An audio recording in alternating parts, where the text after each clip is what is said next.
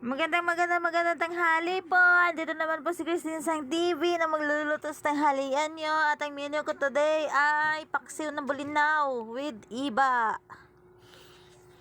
Ayan, hugasan ko na po yan lahat. Yung bulinaw, yung mga sangkap.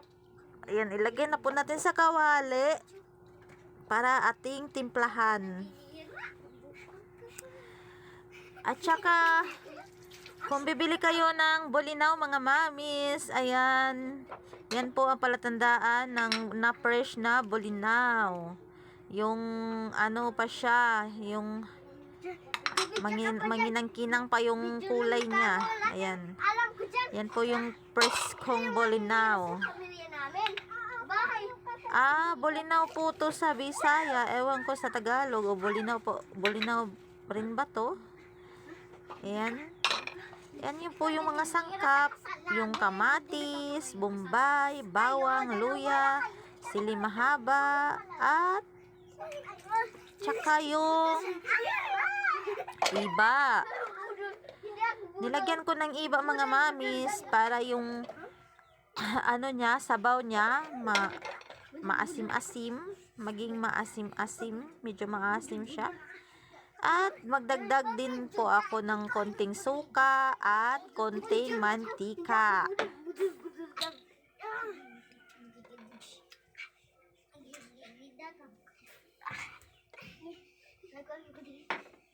At saka yung sabaw na ilagay ko mga mamis, konting-konti lang po na sabaw para pag hindi siya malasaw.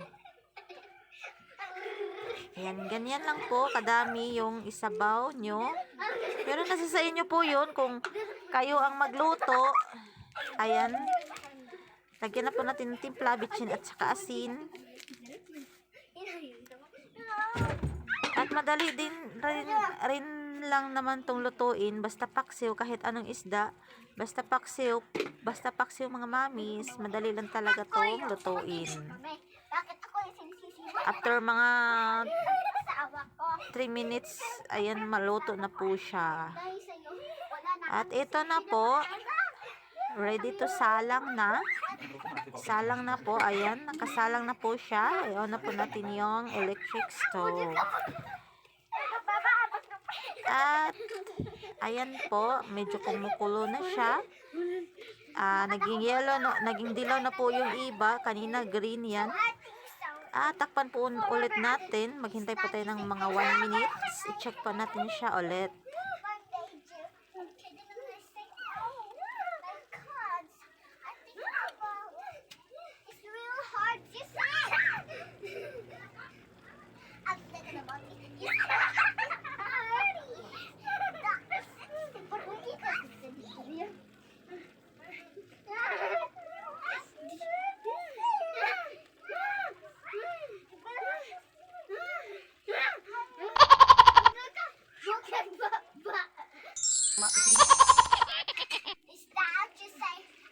Charan! Ito na po siya mga mamis.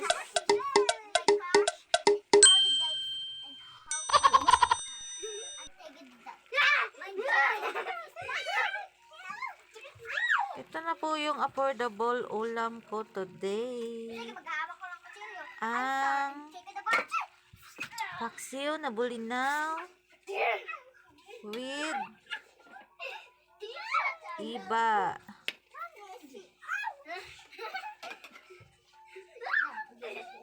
At sa hindi pa nakapag-subscribe sa channel ko, please like and subscribe. At pahit po sa button bell para updated po kayo sa mga new cooking videos ko. Ayan. So, see you tomorrow po. Keep safe everyone. Bye!